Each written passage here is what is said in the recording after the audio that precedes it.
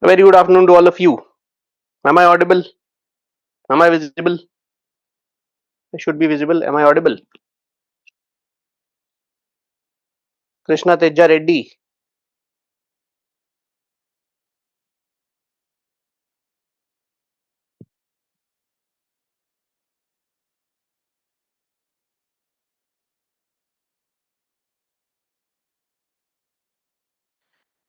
Okay, I think we should start now. Okay, I think we should start. As soon as you give me the confirmation, let's start.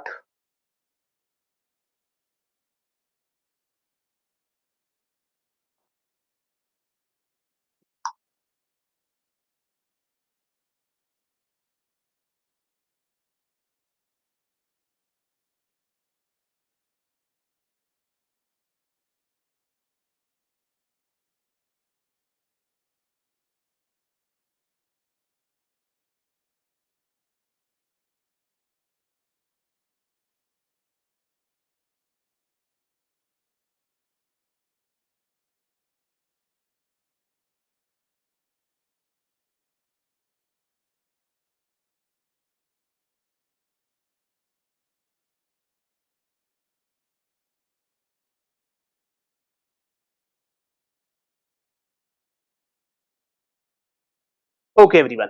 Let's start the discussion for today. Uh, Quick revision of what we have done yesterday. We talked about the comparative politics, and we actually said that comparative politics is a relatively new discipline. Traditionally, what has been done is comparison between governments or comparison between constitutions, and they were not truly comparative. The reasons for that will come later. So we had something called as comparative government approach as a part of our study in political science. Today, it is a subdiscipline of political science. uh, Aristotle is considered as the father of comparative, so as to say, government. And up till the Second World War, majorly either the philosophical, historical, legal, or institutional approaches were used so as to compare various governments or various systems. After the Second World War, it was realized that these approaches are insufficient. They have some limitations. In the words of R.C. Macridus, all traditional approaches they suffer from certain challenges. They are not truly comparative. One of the first limitations. They are parochial or narrow in their scope. They do not include the informal elements of politics, and at the same time, they are descriptive in their orientation. Non comparative, no analytical framework is done, just the studies of various countries are done and they are put side by side. There is no further analysis done. That way, it is not comparative actually, because focus is not on analytically understanding the comparisons between countries, why institutions function the way they function in various countries. The approach is said to be descriptive. Further, the countries of the non-Western world, they are not included in the comparison. That is why it is parochial or narrow in scope, or again, not truly comparative. And lastly, it is only focusing on the formal institutions of the government, not the informal ones. That is how it is too much formalistic and is not able to predict the entire spectrum of events which are happening, and is not able to understand the entire spectrum of events which influences politics. Okay, so after talking about the limitations, then we moved on to the the modern approaches. In the modern approaches, we have approaches like systems approach, we have approaches like behavioral, structural, functional, political sociology, economy, culture, socialization, development, economic, psychological, simulation, and even political modernization approaches there. These approaches, they are modern comparative approaches. And what is the meaning of this? It means these approaches will try to be universal in their orientation, or they'll try to be truly comparative.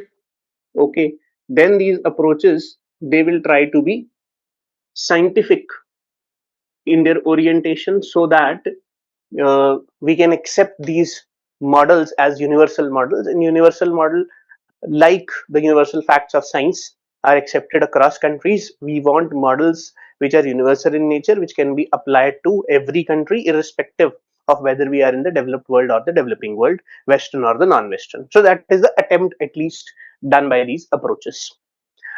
In the modern approaches, then we started with the systems approach. The systems approach is developed by David Easton. He also played a very important role in the behavioral revolution. David Easton is saying that if you want to compare the countries, you have to conceptualize something called as a political system. What is a political system? It is a kind of a black box in which there will be some processing done of the inputs. Just like there is a machine, system is also a machine, and it is going to process some inputs and it is going to produce some outputs. This system is conceptualized on the lines of the system which is used in biology, or the system which is used in anthropology and sociology and economics disciplines. So from there, the idea of system is taken. This system has a boundary, this system is highly adaptive, and this system self-regulates itself. Just like in our body, the digestive system is probably going to self-regulate itself. It is going to be highly adaptive, and it is also going to be something which has boundary, and it will also have some inputs and outputs. Very similarly, in politics also, you have a system. There are some inputs are processed, there are some outputs, there is a feedback loop, and this is a model through which we will try to understand the politics of various countries in the world. That's the at least the attempt by David Easton. Now, further details.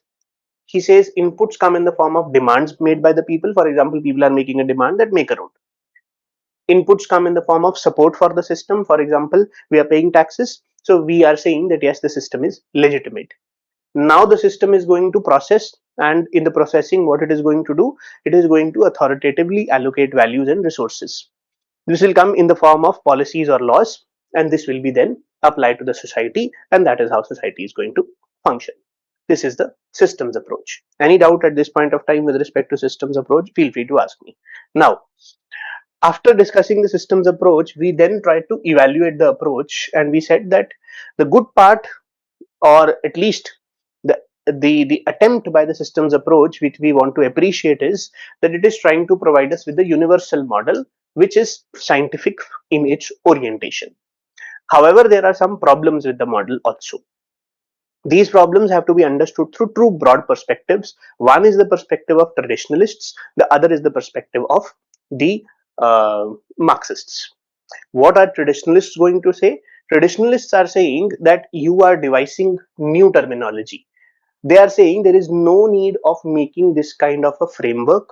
ये कहना कि एक system होता है और ये political system जो है, आप इसको मान लीजिए ये स्टेट की तरह है, और इनपुट्स हैं वो लोगों की डिमांड्स हैं, सपोर्ट है, ये टर्मिनोलॉजी है, फीडबैक की terminology.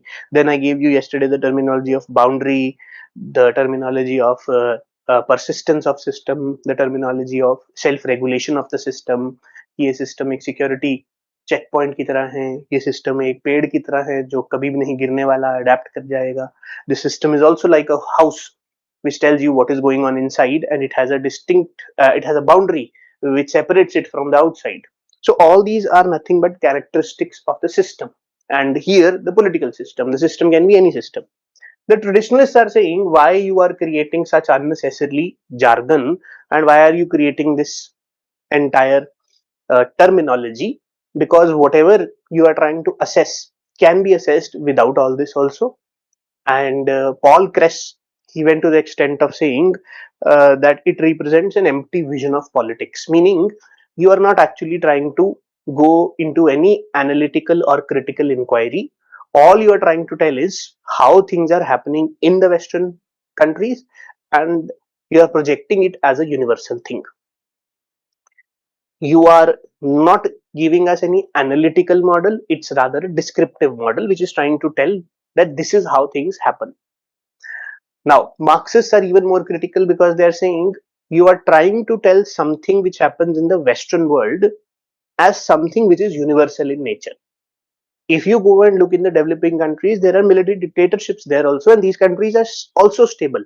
In these countries also things are being done, but from your perspective, you will project that this system is something which does not fit in this framework, because in this framework the inputs and the support, the support in the form of inputs, this may not be there from the people, or this may be subjugated by, let's say, military dictatorships or authoritarian regimes.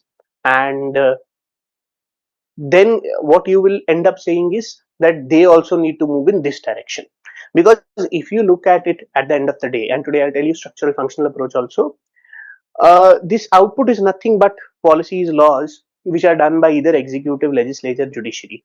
So at the end of the day, they are going to create output in the form of executive, legislature, judiciary, maybe bureaucracy also. And at the end of the day, they are going to create an input in the form of what things are being done by political parties or pressure groups, how they are influencing the state.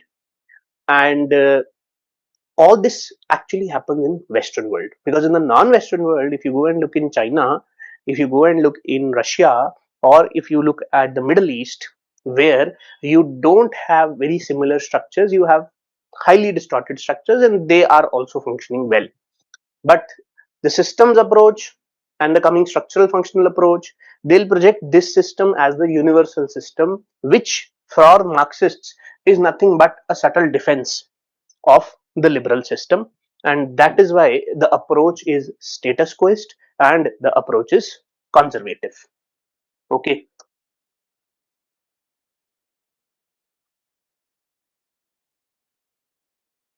So these two criticisms we have to remember for the systems approach. Now, before I move forward, very quickly, when we talk about the systems approach, always remember that the system approach, they are influenced from natural sciences, biology, and then from sociology, economy, anthropology. Okay. Now, this was a first attempt done by David Easton, and his attempt has been appreciated to the extent that yes, there is this introduction of scientific terminology, and you're trying to make things scientific in political science, which was the first attempt done by him during the 1950s. However, what was realized was that his system is too simple. It does not have too much explanatory power, and to correct this comes the second approach, the second modern approach, which is the structural functional approach. Okay. Now, what is the basic idea behind the structural functional approach? The structural functional approach, you have to understand, is trying to correct the things which are problematic in systems approach, and it takes forward the systems approach. Now, the argument which is being made now is that this political system is fine. This is called as black box. ये black box होना ठीक है, no problem. But probably we need more description of how things are happening. Meaning, let's say I have a political system, and let's keep it here itself, just like David Easton kept. Let's try to maybe understand the inputs in a much better manner. Here, what they are going to do is they are going to talk about some inputs in a much more detailed manner. For example, political socialization is one input into the system. I'll come to this part. Wait, first let me draw. I have three outputs. One is in the form of law making or rule making. Other is in the form of rule or law implementation. Other is in the form of rule adjudication. Now, can I say these three functions are nothing but functions of legislature, executive, and judiciary? You adjudicate, you implement, you make. Structural functional approach is saying there are three outputs to any system, and there are four inputs. So here I will be talking about three outputs. Here I have to mention four inputs. I'll come to the inputs part later on. Now, what is the structural functional approach saying? The structural functional approach says that David Easton has said inputs, which is fine. There are inputs. David Easton has said inputs are in the form of demand and support. The structural functional approach is saying this is inadequate. आप हमें थोड़ा और clearly बताओ input कैसे होते हैं.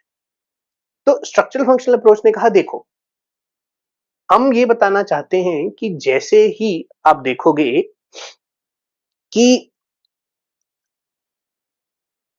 एक system है, उसके अंदर कुछ इनपुट जा रहा है. The initial discussion which we had was that there is a black box in which some input is going, and the black box is doing its magic. The black box is a political system and it is producing some output. Fine.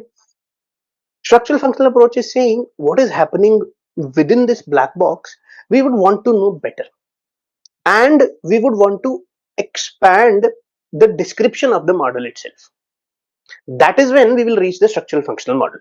Okay, these two things are being done. One, I want to know what is going on in the black box. Second, I want to increase the explanation of the systems approach.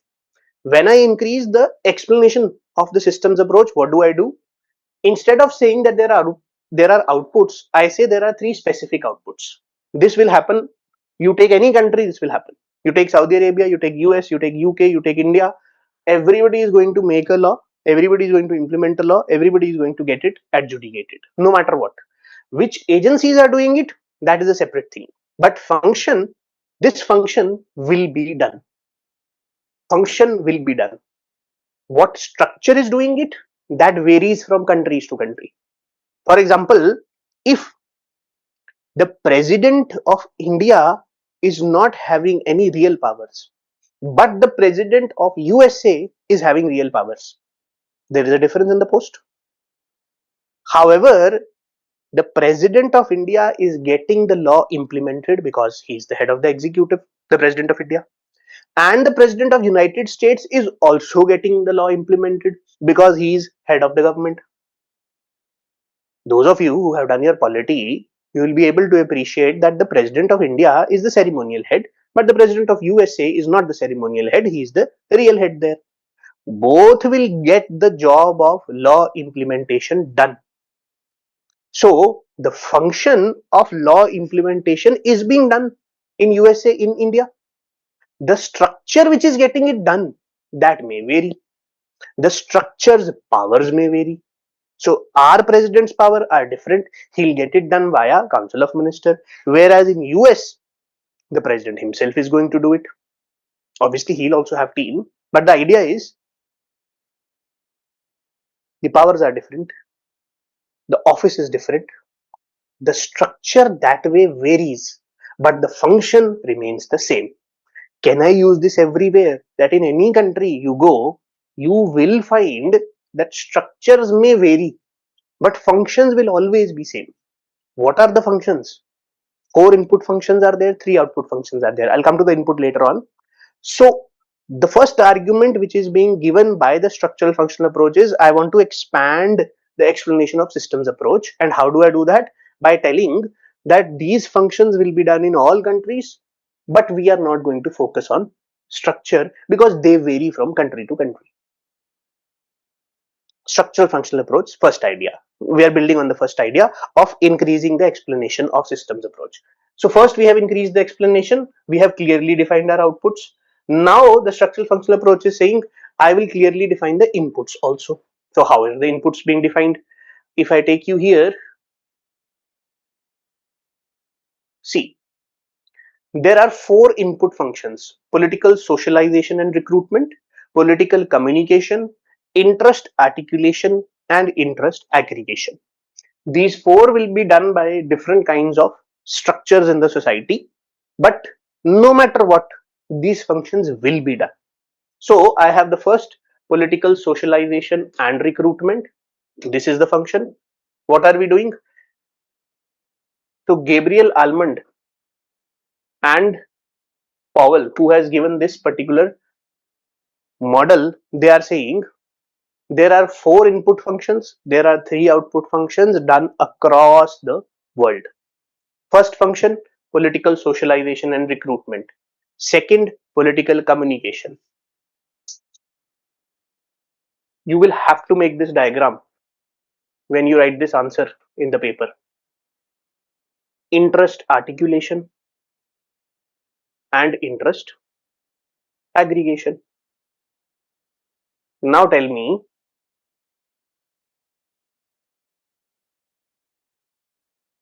what are all these things? Let's try to understand.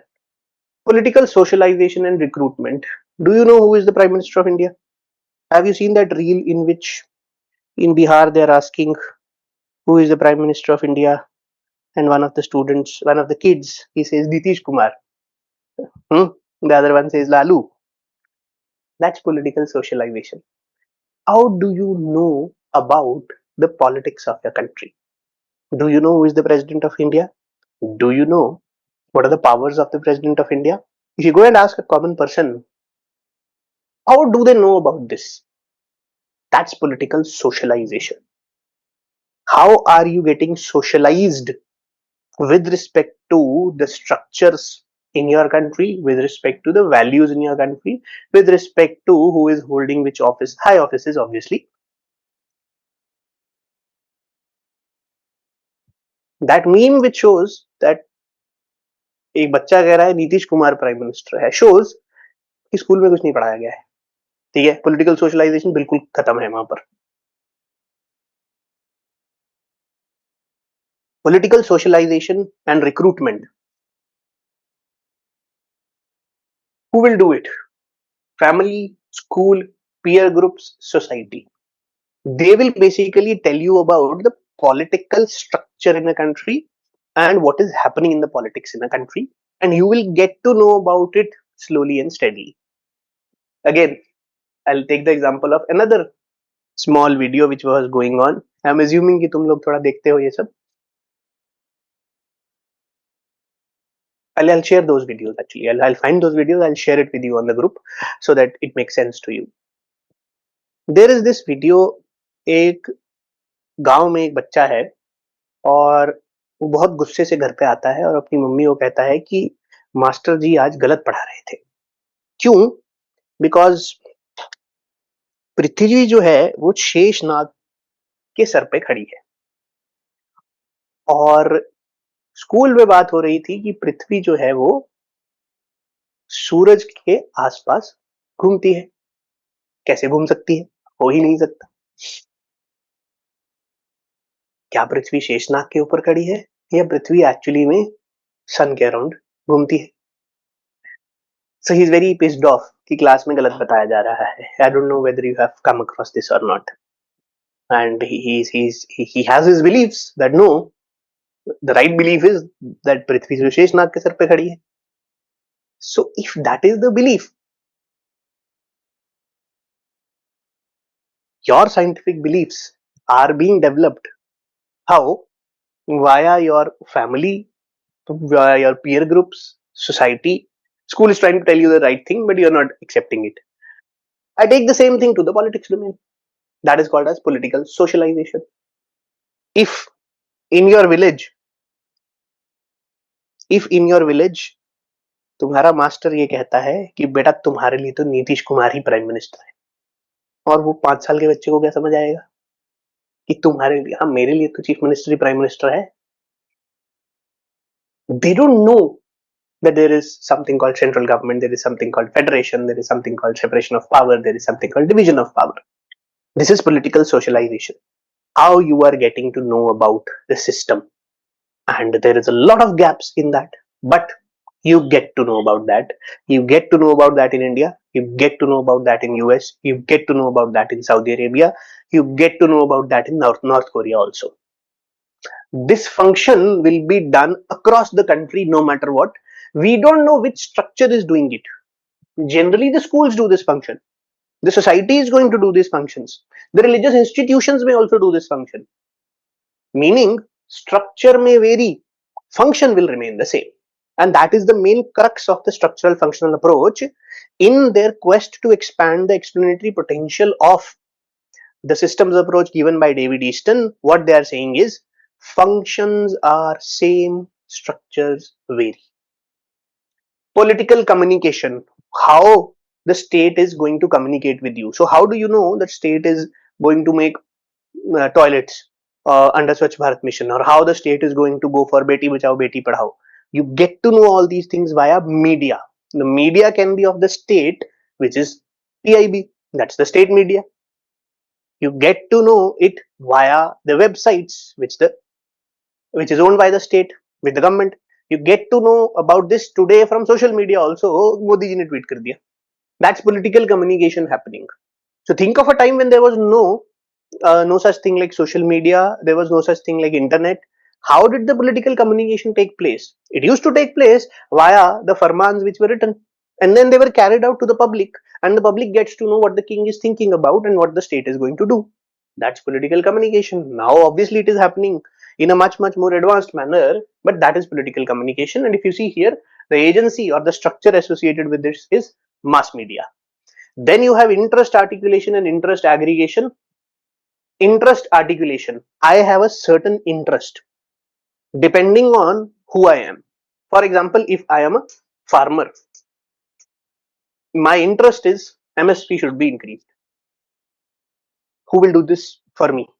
I'll make a pressure group for that. The task of interest articulation, the interest of people, articulating that interest in any society, that job is done by some group.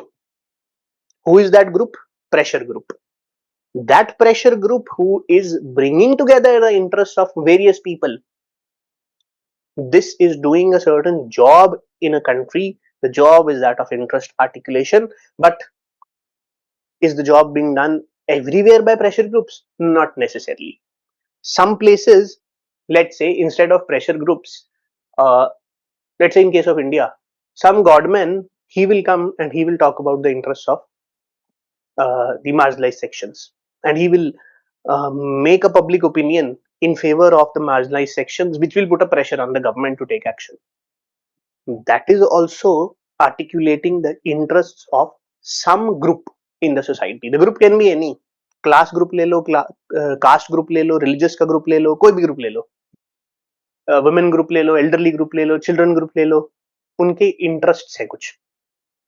And if it's an authoritarian country, then also you will have some elites who will try to take forward the interests.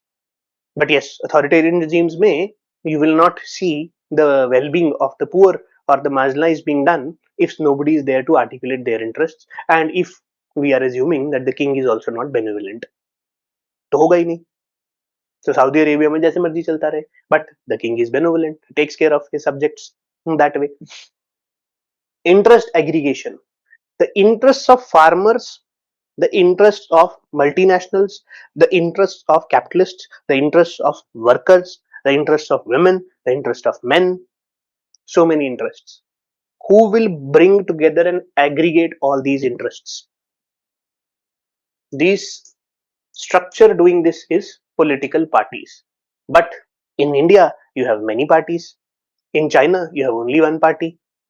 In North Korea, you have only one party. So the structure of parties varies. In US, you have two-party system. In Germany, you have multi-party system. In India, you have multi-party system. In China, you have one-party system. But what are all the parties doing? Interest aggregation. So the interests of people will be brought together.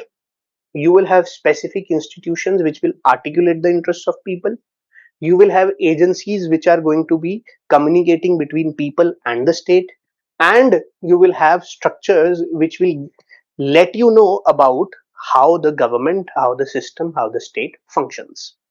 These four functions are the four inputs in the structural functional approach, and these four functions are universal, done in every country. When they go into this black box, it results into three more functions, which is the rule making, rule implementation, as well as rule adjudication. This is also done in every country. So therefore, I have 7 functions in totality which are being done in all countries of the world. However, the structure for political socialization, the structure for communication, the structure for articulation, the structure for aggregation, the structure for lawmaking, implementation, adjudication, they vary from country to country. This is first aspect of structural functional approach. Can I say they are telling us things in a much more detailed manner as compared to systems approach? Because systems approach ने तो ये clarity भी नहीं दी कि समाज में at the end of the day, किसी भी country में rather, at the end of the day ये काम तो होंगे ही होंगे किसी भी system में.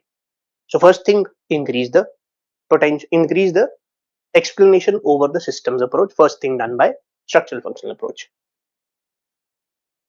Any doubts at this point of time? Okay. The problem with online teaching is you don't know what is happening. समझ आ भी रहा है या नहीं आ रहा? चलो कोई बात नहीं, आगे चलते हैं. First thing, second problem. First problem was, let's do one thing.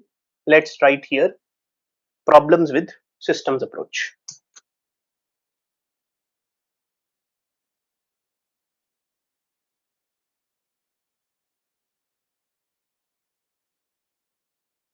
Problems with systems approach. What is the problem first?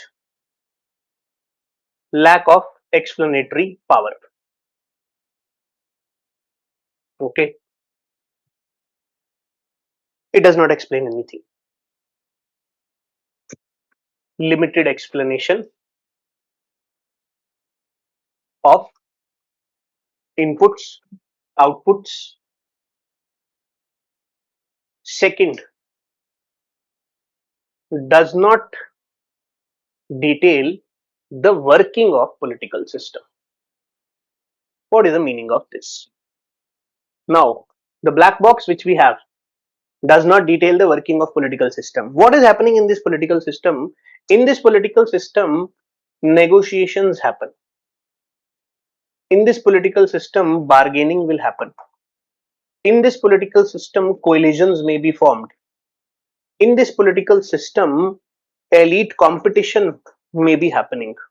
Something which we see as a part of democratic politics. In democratic politics ये बहुत easily दिख जाता है. But political system के अंदर क्या हो रहा है? All these things are happening, and David Easton's model does not tell us anything about this. So my black box does not tell me anything. Now let me take an example to explain you how actually things work. What if I don't know how do you take your decisions? Let's say you came and you started preparing for UPSC. आपने UPSC की preparation start की. आपको course चाहिए, GS का course चाहिए, optional का course चाहिए. आपने क्या किया? आपने देखा coaching institute number 1. Okay, number 1 here is just the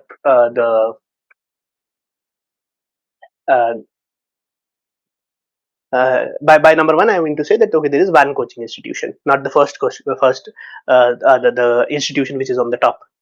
Then you have coaching institution number 2, then you have coaching institution number 3. Now to an outsider who does not know anything, what will happen is, in coaching institution, what is going, input is going in the form of an aspirant, output is coming in the form of a recommended candidate, and my coaching institution then becomes a black box. Input is coming into coaching institution, output is going out of coaching institution. Input comes in the form of a student who has come to prepare, output comes in the form of a student who has gotten recommended by UPSC and will join the service. For all coaching institutions, all you know is that there are inputs and you know there are outputs. Okay, तो बहुत सारे institution को कहा जाता है तुमने input ही manipulate कर दिया, जिस बच्चे ने तुमसे लिया ही नहीं फाउंडेशन कोर्स उसका नाम भी डाल दिया. तो ये सब अभी रिसेंटली कुछ 3-4 साल में बहुत ज्यादा प्रोमिनेंट हो गया है, and the consumer courts they have been highly critical of these kinds of misleading advertisements by many coaching institutions. Nevertheless, so for an outsider who does not know anything about UPSC preparation but wants to do, maybe you were also there at one point of time, this is a black box in which there is input and which there is an output. Structural functional approach is saying I want to go into the black box to make to understand what is happening. So you don't know anything. All you know is that you have to come, you have to pay a fee, and then we will teach you, and then we are expecting that you will clear it on your own. ठीक है, ऐसे होता है. वो थोड़ा तो कहेंगे हम निकलवा देंगे, कोई भी नहीं कहेगा. ठीक है, गलत है, कह भी नहीं सकता, निकाला तो अपने बलबूते पे ही जाता है. Now try to understand this. Structural functional approach is saying open the black box. तो एक काम करो, कोचिंग इंस्टीट्यूशन में मुझे ये बताओ फैकल्टी कौन है. ठीक है, टेस्ट सीरीज में कितने टेस्ट है. ठीक है, इवैल्यूएशन कौन करेगा. देन रिजल्ट्स कैसे रिलीज होंगे, ऑनलाइन होंगे, ऑफलाइन होंगे, सब्जेक्टिव है तो चेक कौन कर रहा है, क्वेश्चन है वो कौन पुट कर रहा है, पढ़ाने कौन सा टीचर आएगा. फैकल्टी का होना, टेस्ट सीरीज का होना, इवैल्यूएशन मिलना, रिजल्ट्स का बाहर आना, इंफ्रास्ट्रक्चर, ये सब क्या है, ये सब स्ट्रक्चर है. हर कोचिंग इंस्टीट्यूशन के पास फैकल्टी डिफरेंट होगी, इवैल्यूएशन के स्टैंडर्ड्स डिफरेंट हो सकते हैं, टेस्ट सीरीज का लेवल डिफरेंट हो सकता है, इंफ्रा डिफरेंट हो सकता है, various structures within the coaching institution. कोई कोचिंग इंस्टीट्यूशन टोटली ऑनलाइन है, कोई ऑफलाइन है, स्ट्रक्चर अलग अलग है, but all are providing you with, all are saying come, we will allow you to get an output also. Everybody is saying this. Structures may vary, function are same which are being done, but structural functional approach is saying till the time we don't know this, that who is, देखो faculty का काम क्या है, faculty का काम है teach करना. ठीक है, तो टीच तो हर कोचिंग इंस्टीट्यूशन करेगा, जो फंक्शन हो गया, बट टीच कर कौन रहा है मैटर यहां कर जाएगा. Who is teaching, name, qualification, expertise. The name, qualification, expertise of various teachers are going to vary, and that will help us understand that why coaching institution 1 is producing much better results as compared to coaching institution 2. But this we will come to know only about this when we open the black box, when we look into the political system where everything is happening. तो political domain में ये सब वहां हो रहा है, इसके बारे तो आपने कुछ बताया ही नहीं. So we want to know what are the structures and how those structures are performing the functions. We know this thing that if there is a coaching institution, the function of teaching will definitely be done. But who is teaching? What is their qualification? What are their level of expertise? Who is combining the result? Result को quality के लिए क्या देखा जा रहा है. पता लगा कि तुम्हारे टेस्ट सीरीज के सवाल ही गलत है, तुम्हारे कंटेंट में गलती निकल आई, तो हम कहेंगे आपके पास कोई क्वालिटी एश्योरेंस की टीम नहीं है कि पहले एक कंटेंट बनता है फिर कोई उसको चेक करता है. अगर वो नहीं है तो आउटपुट चेंज हो जाएगा यहाँ पर over a period of time. Why coaching institution 1 is performing better than the coaching institution 2 is because within their structures they have made much better structures, as a result of which the functions which they are performing are much better. So if you have a good faculty, will teach better. Teaching will be done in all institutions, but given the fact that who is performing it is going to make a difference. But for that I have to go into the coaching institution and check all these parameters, and then only I can make an assessment that why this is better than this or this. That is what structural functional approach is trying to do. It is trying to open the black box. It is trying to say, tell me what is going on within the political system. So the moment we entered into the political system, we saw upper caste is fighting with lower caste, upper class is fighting with lower class, agriculturalists are fighting with corporate entities, elites, they are having their own agendas and they are trying कि नहीं ये वाली policy बनाओ, नहीं ये वाली policy बनाओ, नहीं ये वाली पॉलिसी बनाओ, ये वाली पॉलिसी बनाओ. तो फार्मर्स कह रहे हैं एमएसपी इंक्रीज करो, अंबानी जी आके कह रहे हैं कि नहीं नहीं रिटेल सेक्टर में आप एफडीआई अलाउ करो, आप मेरे को फार्मर्स के साथ कॉन्ट्रैक्ट फार्मिंग करने दो, आप मेरे को एपीएमसी का रिफॉर्म करो। तो ये सब क्या चल रहा है, ये बार्गेनिंग नेगोशिएशन चल रही है, and this is happening with in the system. Okay, so structural functional approach is going to open the black box for me, which systems approach has not done that. Okay, so two things, two problems with the systems approach. You're not explaining, structural functional approach has given or the explanation. You do not detail the working of political system, structural functional approach is going to talk about this also. Any doubts at this point of time? This becomes my structural functional approach with seven functions being performed by various structures in the world. Any doubt at this point of time? Because now I'm going to introduce a new thing here. Tell me, is this something which is a better framework as compared to systems approach? Definitely it is a better framework, simply because of the fact that they are trying to tell us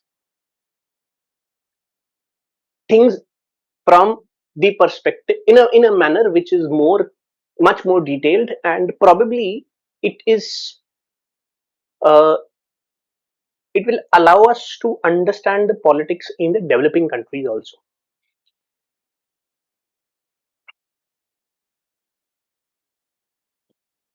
Law is being made in UK by the parliament. Law is being made by Indian parliament also. But in UK, the legislature has immense powers because UK is a case of parliamentary sovereignty. In case of India, that is not the case. So my structure varies, although it is doing the same function. So here I'll say, look, while analyzing the structure of Indian parliament and the structure of UK's parliament is different. That is why different kind of laws are being made in both countries. Because the Indian parliament cannot change the basic structure. So therefore, they are not able to change the way judges are appointed. Whereas tomorrow, if in UK they want to change the way judges are appointed, they can do so by passing a law to that effect. So in India, if you see that the judicial accountability is less, this is also because the parliament cannot do anything. And if judicial accountability is more in UK, this is because their structure gives more power to the parliament, and parliament has enacted a law there and they have made them accountable. So try to understand, we have never analyzed judicial accountability from this perspective. Now we are saying judicial accountability is also determinant of what your parliament can do. In India's case, when the parliament tried to take care of the accountability of the judges by changing the process of appointment, I'm talking about the 99th Constitutional Amendment Act. The judiciary did not let it happen. When the judiciary did not let it happen, what are we trying to say? The regulation of judiciary, unfortunately, cannot be done by parliament in India. But that is not the case in UK. So the powers which are there with the Parliament of India, they are different from the powers which are there with the Parliament of UK, and that is why you have a very different system here. This is how I want to make comparisons. The structures, how they vary in their powers, which impacts eventual politics. In UK, there is a very, very strong culture of using conventions. In India, we don't have that culture in which we abide by conventions. Indira Gandhi did not abide by the convention of appointing the senior-most judge of the Supreme Court as the Chief Justice of India. She did not abide by the convention. Convention ही है, कोई law नहीं है. That's the culture. In India, I generally give this example to many of my students that in India, if you see, there is generally a culture of not abiding by the law. And you go to any developed country, you will not see this kind of a culture whereby they don't abide the law. They will abide law. They are all law abiding citizens. We glorify the fact that we are not abiding by the law. So our songs, they talk about how police भी हमारे under है और हमारे तो पता नहीं कितने case चल रहे and they say it as a matter of pride. That's the mark of a traditional society. The political culture in India varies. The political culture in UK, that is different, and that is what is the next idea also which I want to bring in. The structural functional approach which was given, this tells us much more as compared to the systems approach, and it has opened the black box for us, or at least has tried to open the black box for us, because now what we are going to do, we are going to study all the structures which are doing this job, and we are going to see how they are impacting this. We are going to study how, what are the all institutions which participate in interest articulation, and how are they impacting the system. And that is why, if you remember yesterday when I was discussing with you the syllabus for comparative politics, I told you we'll be studying about political parties, pressure groups, social movements. Where do they come? They come here. This is what we'll be studying, and they are basically impacting system. Or yesterday, as I told you, that systems approach is not telling us how caste is interacting with politics, but the moment we go here, political socialization, we know that in India the society tells that vote your caste, अपने cast वाले को ही vote देंगे. तो वहां से political system influence हो गया. कैसे हुआ?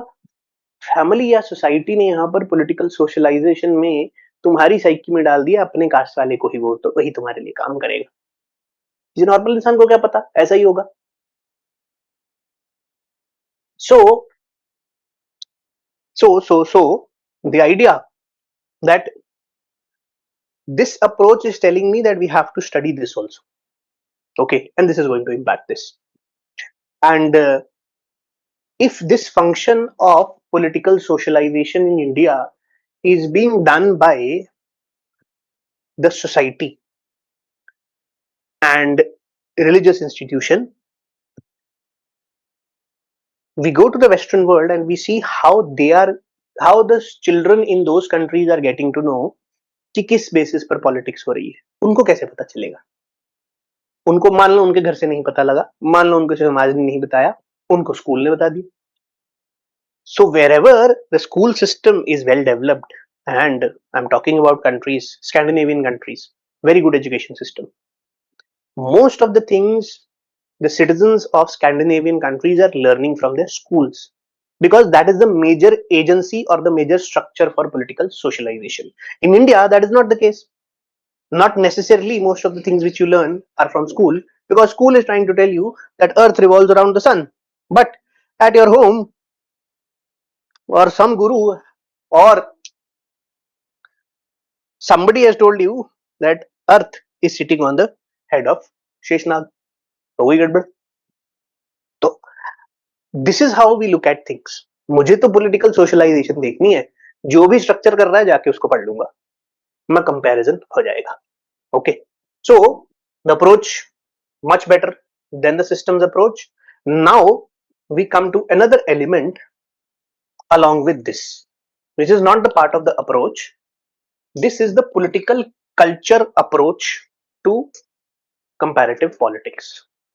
The political culture approach to comparative politics, this has to be studied along with the structural functional approach. This is the next approach actually. Any doubts? If you have, feel free to ask me.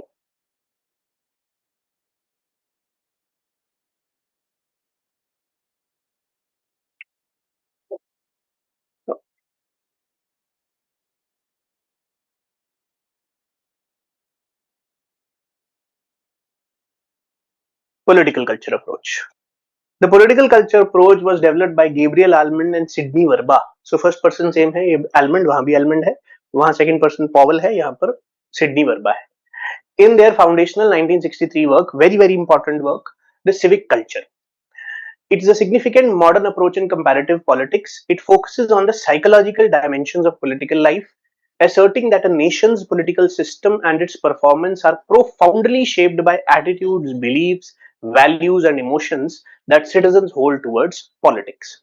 Now, the basic idea is what are the different attitudes, beliefs, values, and emotions which common citizens hold towards politics.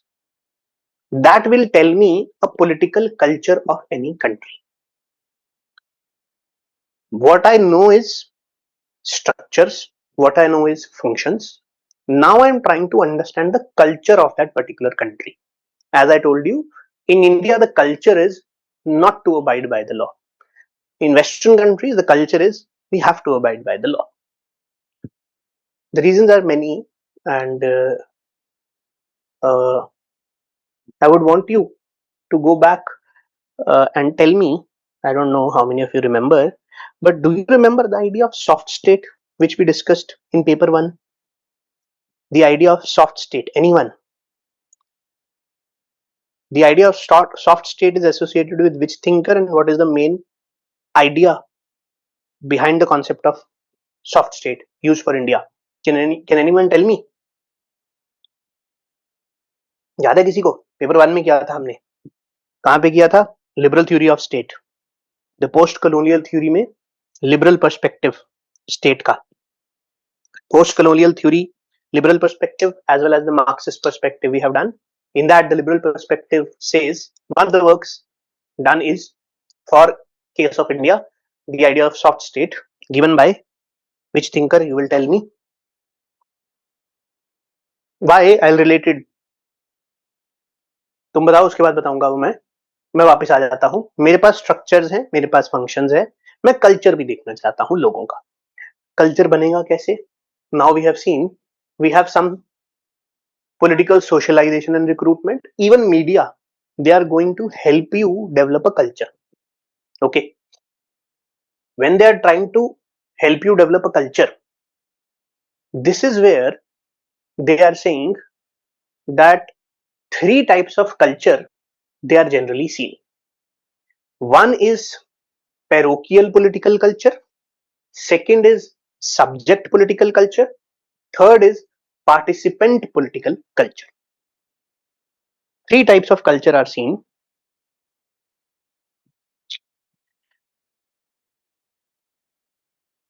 Parochial political culture is generally associated with traditional societies, जहां पर क्या होता है, you focus on your family, your clan, you focus on your village, you focus on your caste.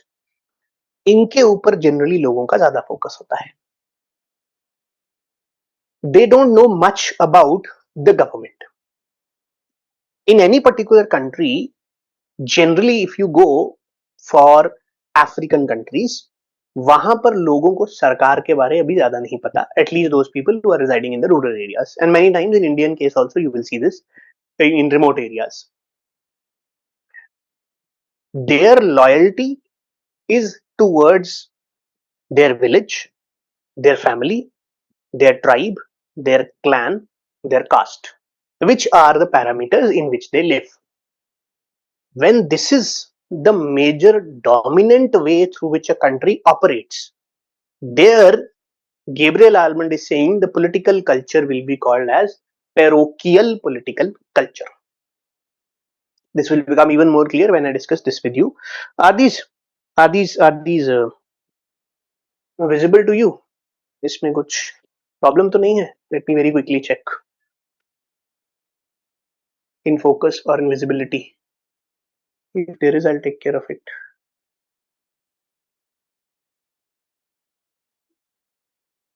Just let me know if the visibility is fine.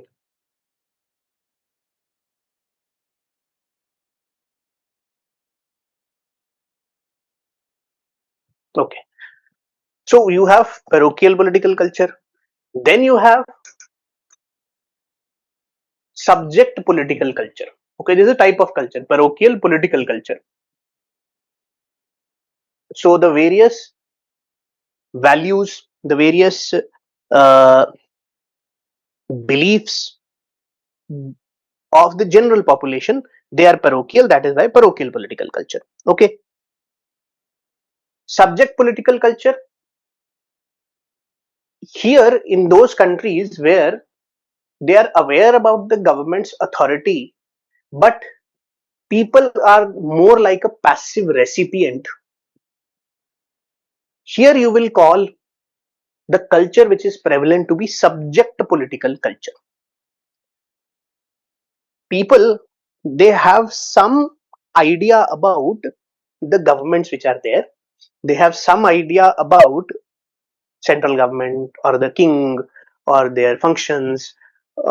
एक rule बनाता है, एक rule adjudicate करता है, लोगों को पता है इनके बारे, but they are not participating in these functions. They are more of a passive recipient. As per them, what happens in these countries is authoritarian regimes prosper here.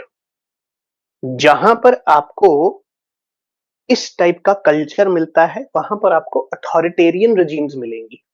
For example, in case of India, most of us, we are passive recipients of what is happening in the political life. That is why authoritarianism like tendencies can come, as per Gabriel Almond and Sidney Verma. आपके यहाँ पर general value system क्या है, general beliefs क्या है लोगों के, सबके मिला के, अगर तो वो ऐसे हैं कि आप पूरा का पूरा अवेयर हो अबाउट द सिस्टम, सरकार कैसे काम करती है, इलेक्शन कैसे होती हैं, इलेक्शन कमीशन का क्या रोल है, जुडिशरी का क्या रोल है, हमारे क्या अधिकार हैं. If you are very much aware about the entire political system which exists in your country, and the political system is giving you also rights and the ability of freedom of speech and expression, तो आपके यहाँ का जो political culture है हम उसे बोलेंगे participant political culture, and ये मिलता है आपको वेल एस्टैब्लिश्ड डेमोक्रेसीज में. But if you do not have much idea about the political system, you have some idea, but you are largely not active in political life and are passive recipients, तो आपके यहाँ के culture को बोलेंगे subject political culture, and यहाँ पर authoritarian regimes easily prosper कर सकती है. So if we see countries like North Korea, countries of Middle East, there you find that the general beliefs of the people are that they are passive recipients of the system. They are not associating too much with the system. They are not participating in the system. They are not trying to change the system. They may not have, let's say, uh, uh, rights also, but they can obviously demand. Arab spring होगा तो क्या होगा, demand आएगा ना, और हमको democracy के पास जाना है, या अरब स्प्रिंग आ रहा है तो हमें और ज्यादा राइट्स चाहिए अपने लिए, तो वो तो लोग आकर बोल सकते हैं, मांग सकते हैं, चाहे सीरिया हो, चाहे ट्यूनिशिया हो, चाहे लीबिया हो. But overall if this is not happening, that means लोग जो है पैसिव रेसिपिएंट ही बनकर रहना चाहते हैं, जितना मिल रहा है उतना ठीक है. Here authoritarian regimes prosper. Where these authoritarian regimes are prospering, the people's general attitude is that they are passive recipients. This is called as subject political culture. You are more like subjects. Where you are very well aware about the entire political system and you actively participate. This is found in modern democracies. This is called as participant political culture. And parochial political culture is something which exists at the village level, generally associated with tribal societies of the previous times. So ये तीनों culture आपको मिलेंगे अलग अलग जगह पे. अब हर country में what you will find is either the culture will be this or this or this, or it will be a mixture of them. अगर आपको बहुत ज्यादा ये कल्चर मिल गया, so what you will find is too much protest, too much revolts, वो भी अच्छा नहीं है. अगर आपको ये मिल गया तो जो स्ट्रक्चर में बैठकर ऊपर कमा रहे हैं, खा रहे हैं, एलिट्स बैठे हैं, वो हमेशा ही करते रहेंगे, एंड द नीचे वाले लोगों को कुछ भी नहीं मिलेगा, if this is the culture. However, as per Gabriel Almond and Sydney Verba, if you combine both this, that there is healthy participant culture in a country and there is some people who are passive recipients, उनको ज्यादा फर्क नहीं पड़ रहा, तो आपको दिखेगा stable regimes. And for them, this is something which is required. This is the civic culture which keeps the system stable. If everybody starts protesting, if everybody knows about everything, if everybody, सबको ज्ञान मिल गया और सबको पता लग गया कि तुम्हारा कितना शोषण हो रहा है, जैसे तुम सबका कितना शोषण हो रहा है तुम्हें पता ही नहीं है, तुम हर कोचिंग इंस्टीट्यूशन जाते हो, इतना इतना पैसा देते हो और अपना शोषण करवा के आ जाते हो, तो मैक्सिमम लोगों को अगर ये पता लग गया तो गड़बड़ हो जाएगी, ज्यादा को नहीं पता लगना चाहिए, इसीलिए क्या करो, ये भी होने चाहिए, इसके लिए सबको एजुकेशन नहीं मिलनी चाहिए, सबको रियलिटी नहीं पता होनी चाहिए, बट अगर सिर्फ ये हो गया तो we are going to make a stagnant society and stagnant system, ये भी होना चाहिए. Combination of this is perfect, but how we are going to use this approach is used along with structural functional approach to understand that various political systems are at different levels. In some political systems you will have parochial culture, in some political systems you will have subject political culture, and in some political systems you will have participant political culture. The dynamics of these, ये दोनों present हैं, ये दोनों ज्यादा present हैं, ये दोनों ज्यादा प्रेजेंट हैं, will tell us how this political system is functioning. It allows us to make comparisons. I can't simply look at the structures in various countries. I will look at the structure of Indian Parliament, I'll look at the structure of UK's Parliament, then I'll look at the culture in UK, and then I'll look at the culture in India, and then I will be able to assess what is going on better and I'll be able to make comparisons. So what is political culture approach doing? It is adding to the structural functional approach to help our analysis become more rigorous. That is what it is doing. कौन सा culture कौन से जगह पर prevalent है. The main conclusion of the civic culture research was identification of a mixed political culture as the key to democratic stability. Almond and Verba argued that stable democracies like US and UK possess a mixed political culture which they called as civic culture. What is this mix? This mix is of subject parochial elements as well as the participant elements. इन दोनों के through हमें पता लग जाएगा. अब देखो, why people protest or vote or support the government, or why corruption flourishes or declines. Very important. Why corruption flourishes in India? Because the political culture has developed in such a manner that we have accepted that without corruption काम नहीं होगा, and we have normalized corruption. ये यहाँ का culture है. Something which has been said by the Prime Minister as चलता है attitude. So this is normal in India. Okay. I want to give you an example. यहाँ पर था या नहीं था? हाँ, देखो. There are some examples of political culture. High voter turnout in Scandinavian countries, Norway, Sweden, Denmark. This is because people trust the government, they value participation, and they believe voting is a civic duty. This reflects a strong democratic political culture, or something which we'll call as the participant culture. अगर high voter turnout हो रहा है, that is reflective of the fact that people believe in the system. And people believe in the system, उससे पहले people should be aware about the system also. So people are aware about the system, people believe in the system. That is why we are seeing high voter turnout in Scandinavian countries. हुआ क्या इससे? मैंने देखा वहां high voter turnout है, वहां नहीं है. एक्सप्लेन कैसे करूं इसको? मैंने कहा नॉर्वे में हाई वोटर टर्नआउट इसलिए है बिकॉज वहां पॉलिटिकल कल्चर पार्टिसिपेंट है, डेवलप्ड है बहुत ज्यादा अच्छे से. Whereas strong leader preference in Russia, Many citizens prefer a powerful central authority and are comfortable with limited opposition. This shows subject or authoritarian political culture. Russia का political culture कैसा है? They want strong leader, authoritarian leader. Why?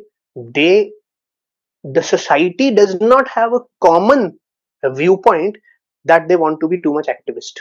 The society has a common viewpoint that they want stability, they want strong leader, and as per Gabriel Almond and Sidney Verba, वहां का political culture है subject political culture. Okay. Protests and civic engagement in United States. Large number of people participate in marches, debates, petitions, and campaigns. It indicates a participant political culture.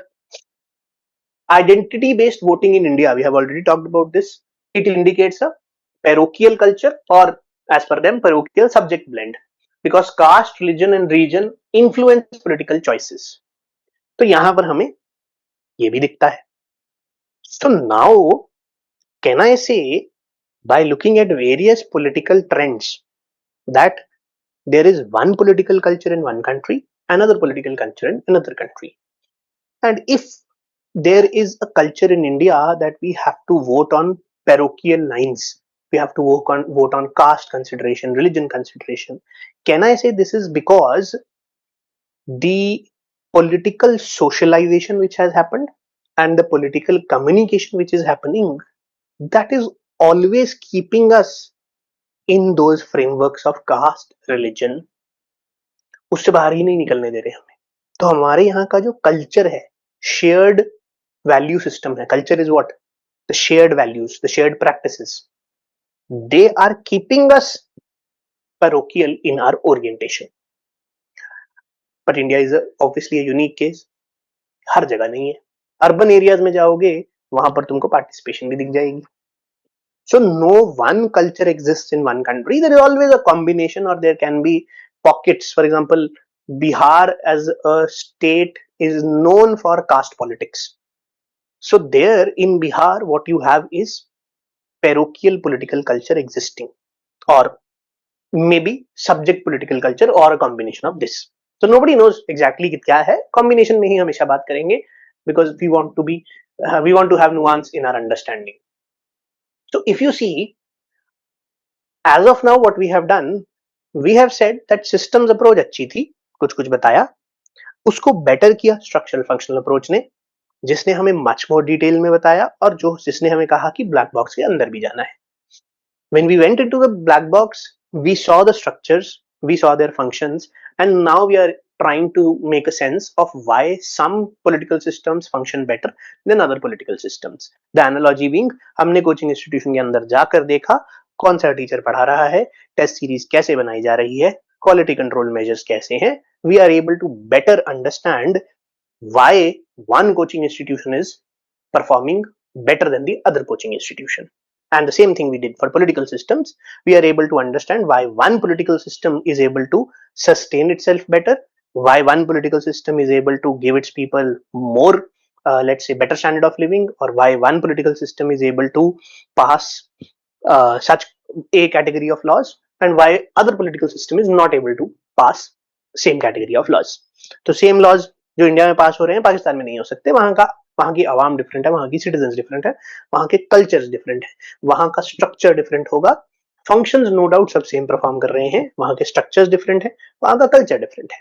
So if you want to make comparisons across countries, what you need to do is you need to look at the functions, you need to look at the structures which are performing those functions, you need to look at the culture which is prevalent because of the structures which are present.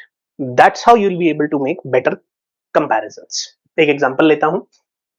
The example is relationship between structural functional approach and political culture approach.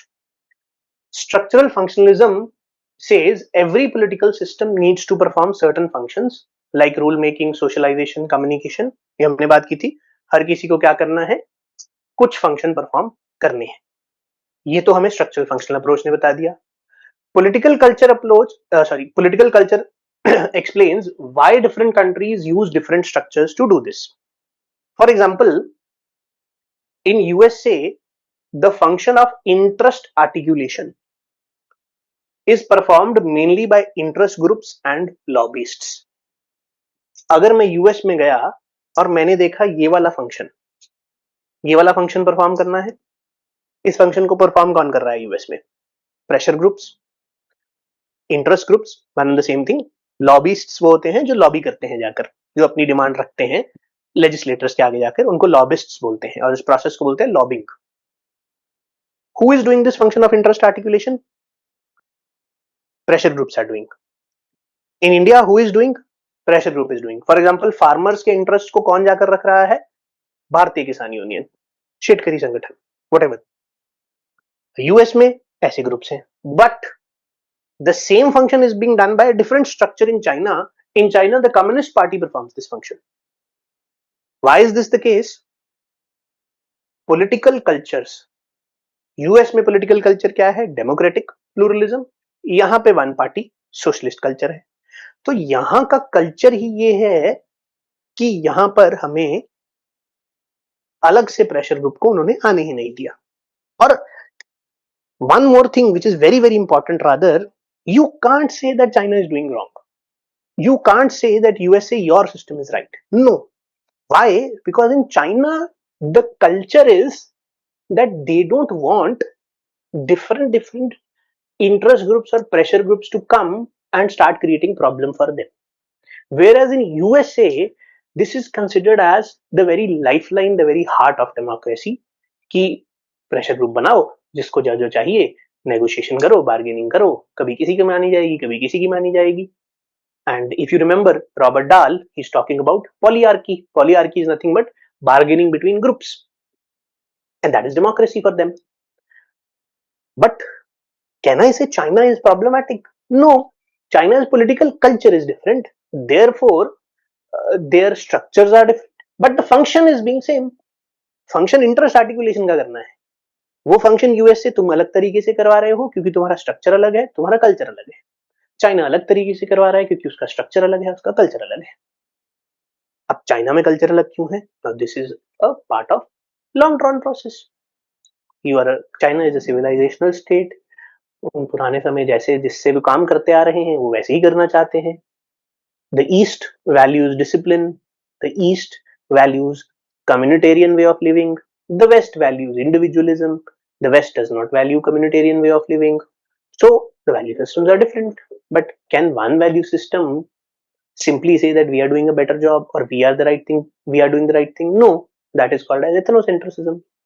ये तो अपने value system को अच्छा दिखाना, दूसरे के value system को खराब दिखाना, ये तो आइडियोलॉजिकल वॉरफेयर का पार्ट है. So the moment West says that, oh, China में freedom of speech and expression नहीं है, China says don't worry, our people are not demanding it. Our culture is very different. We have more people who are passive recipients. We have less people who are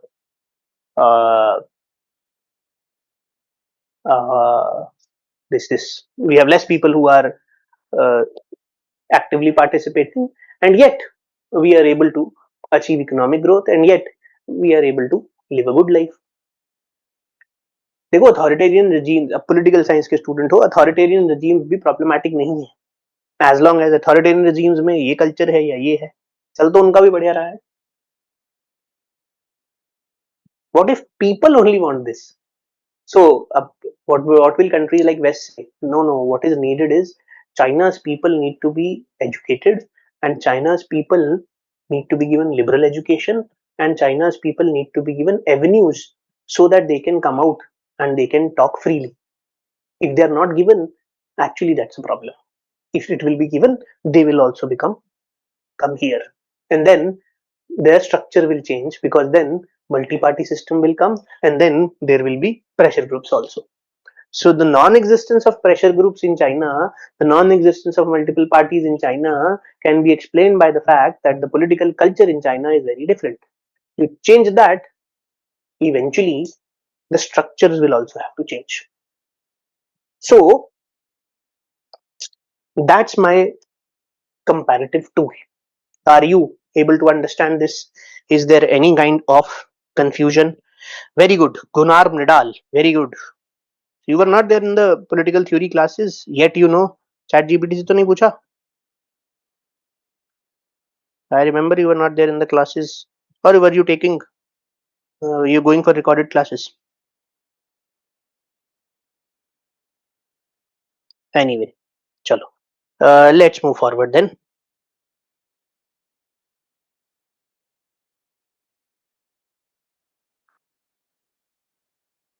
So we have done structural functional approach. We have also done political culture approach. Now we need to move forward towards the next approach. Which is the next approach? The next approach is the political modernization approach. The political modernization approach, very, very important approach. And there are questions which are coming from this approach also.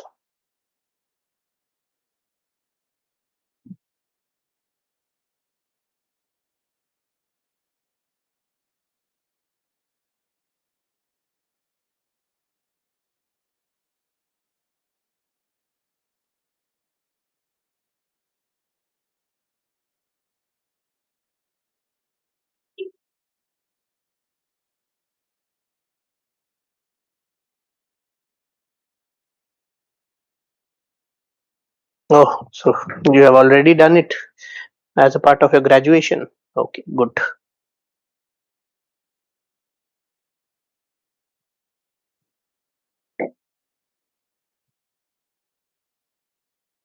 Chalo. Political modernization approach. What does political modernization approach says?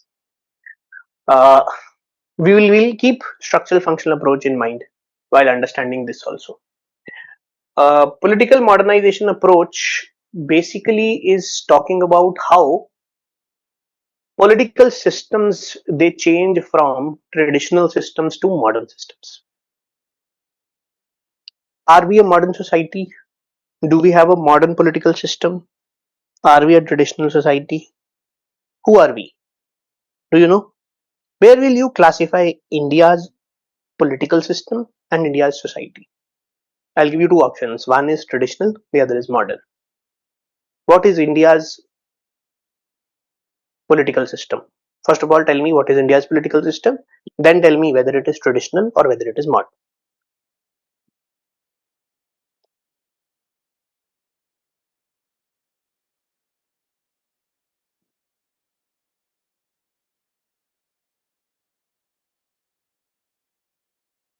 The political modernization approach studies how traditional political systems change and transform into modern political system. For this, it will focus on the process, the stages, the changes that society go through as they move from old traditional forms of authority to more complex democratic and bureaucratic systems.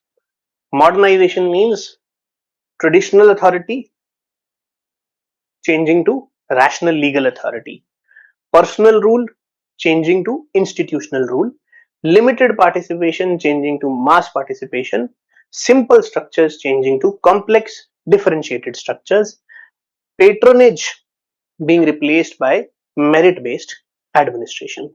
Five things are written here, six things actually.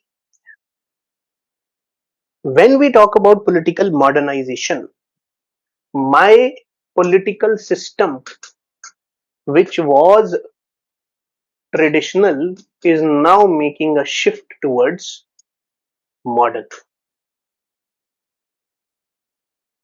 My political system, which was traditional, is now making a shift towards modern. नहीं बता रहे तुम? चलो. Traditional to modern, if we talk about my political system today, India's political system today is democracy plus parliamentary form of government plus republic. That is India's political system. Is it traditional or is it modern? Definitely it is modern. Why?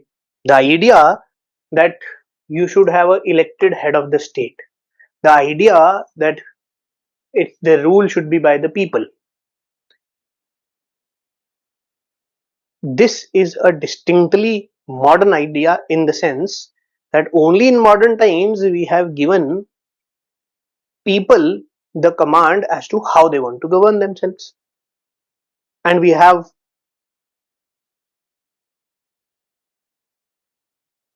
instituted this idea that we all are equal, so anybody can go and be a part of the various political offices in the country. आज से 2000 साल पहले अगर तुम पैदा हो जाते, you may not have an opportunity to become the king. Today you have the opportunity. Best example, Prime Minister Narendra Modi. Coming from a humble background, a nobody, becoming such a big person, the Prime Minister of one of the world's most, one of the world's emerging economies and a powerful country in the world. Republic. Political offices are open to everyone. The head of the state is elected. Modern ideas. Belief क्या है? Equality है तभी हो पाएगा, नहीं तो नहीं हो पाएगा. My political system transitioned from traditional to modern after 1947 when I deliberately adopted all these things. But unfortunately, my society continues to believe in hierarchies. And hierarchy is traditional, it's not modern. Because the opposite of hierarchy is equality, and equality is modern. Society of India continues to be traditional. And the system of India has become, the political system of India has become modern. And there's a mismatch also. What is political modernization approach saying? Political modernization approach says that countries will make a transition from traditional systems to modern systems as the modern means of production are adopted and as they go for industrialization. You go for industrialization, you will start moving towards modern. With industrialization will come urbanization. With that will come secularization. With this uh, equality like parameters, they will become important. Here merit will become important. पहले क्या होता था? नौकरशाही में नौकरी कैसे मिलती थी? नौकरशाही की नौकरी मिलती थी, डिपेंड करता है पेट्रोनेज पे. तुमको तुम्हारे ऊपर हाथ किसका है? You may say something like this happens even in some places in India, Bihar, UP, with no offense to anyone. तुम्हारे ऊपर हाथ किसका है, उससे पता लगेगा तुम्हारे को क्या मिलेगा, resources. If you want to change this patronage based system and you want to move towards a merit based administration, अगर ये हो जाता है तो हम कहेंगे मॉडर्न पॉलिटिकल सिस्टम हो गया. अगर पार्टिसिपेशन पॉलिटिक्स में मास हो जाती है, अगर मेरी अथॉरिटी है वो ट्रेडिशनल अथॉरिटी नहीं रैशनल लीगल अथॉरिटी हो जाती है, अगर पर्सनल रूल नहीं है, यहाँ रूल किसका है? राजा का रूल नहीं चलेगा, इंस्टीट्यूशनल रूल है. That means executive, legislative, judiciary. Modi का रूल नहीं है. He is sitting on the chair of the prime minister. उसमें पावर है. पर्सनल रूल पहले होता था, मैं ही हूं राजा, मैं ही हूं एग्जीक्यूटिव, मैं ही हूं लेजिस्लेचर, मैं ही हूं जुडिशरी. तो मैंने जो कहा वही सब ठीक है. That is personal rule. That doesn't happen now. So if you are moving towards these parameters, then you are becoming modernized. This is the political modernization approach, which the argument given by the political modernization approach, the fundamental argument given by the political modernization approach is that as the societies they shift towards industrial mode of production, eventually all these things are bound to happen and they will move towards modernization. They will no longer remain traditional. So caste consciousness is going to get automatically reduced as more and more urbanization happens.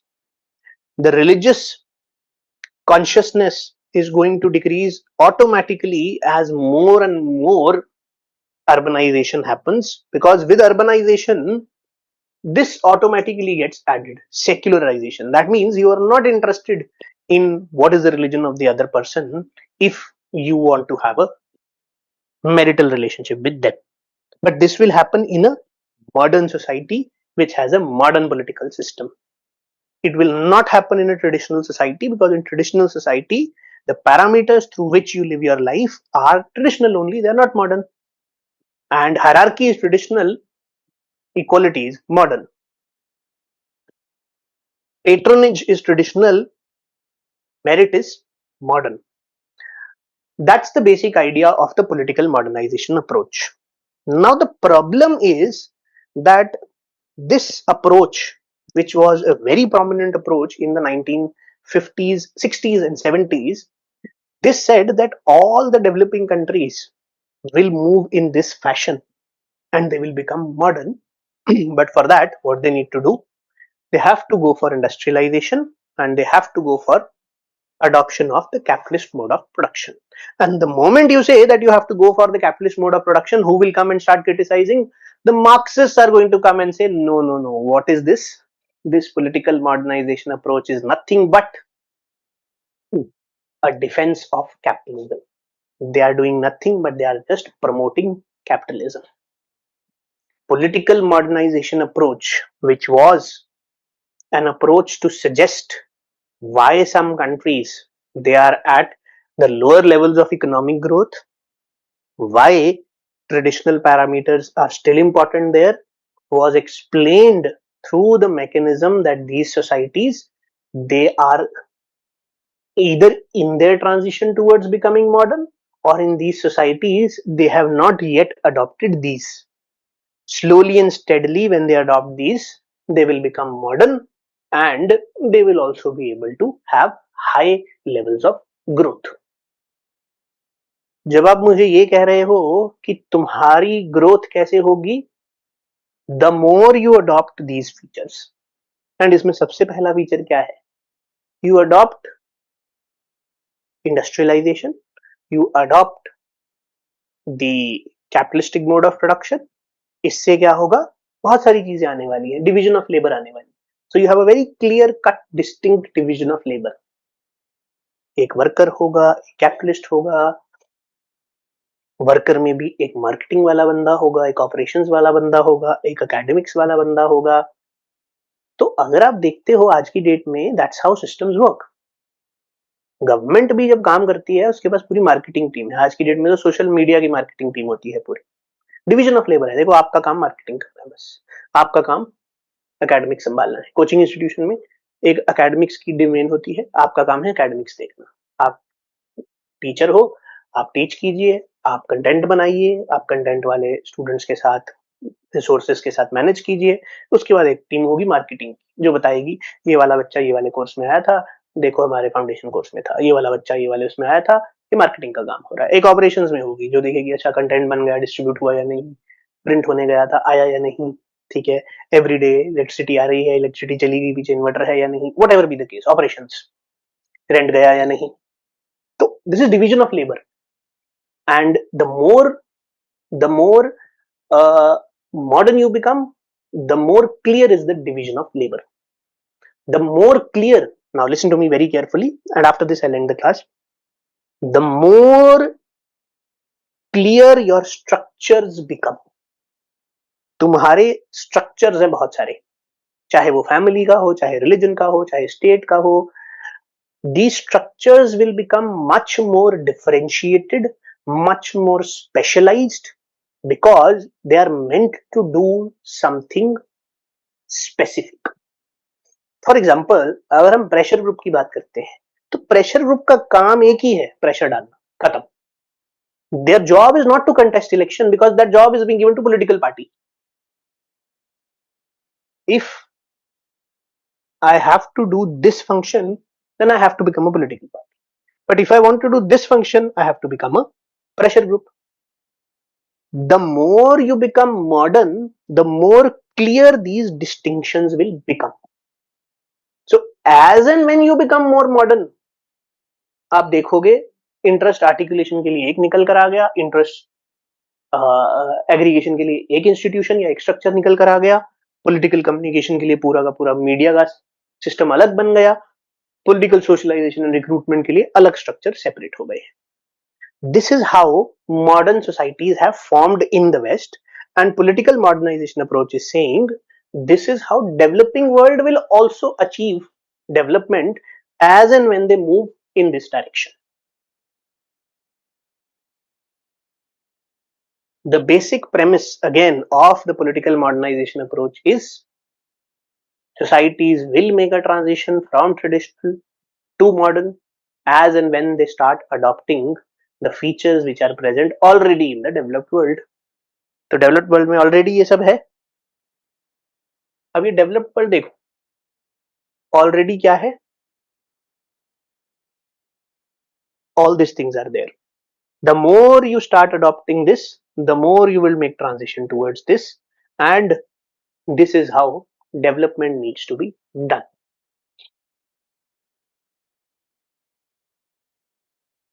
The problem is China comes and says, I have not done all of this, yet I have grown.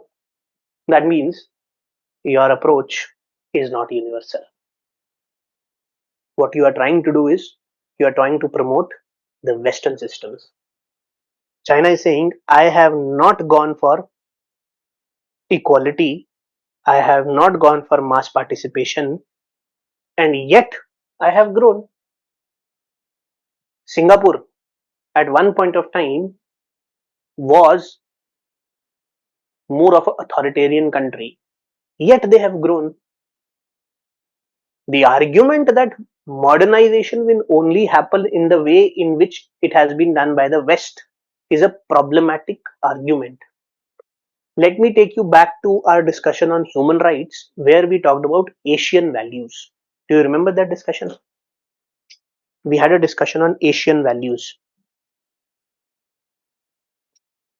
The viewpoint of Mahatirth Muhammad, the viewpoint of Amartya Sen, the viewpoint of Lee Kuan Yew, who talk about how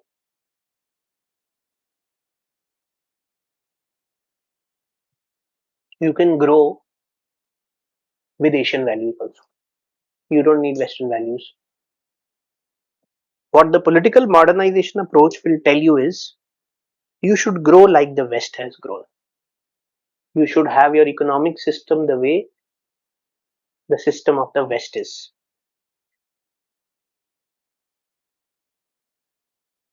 China has done it differently. Singapore has done it differently.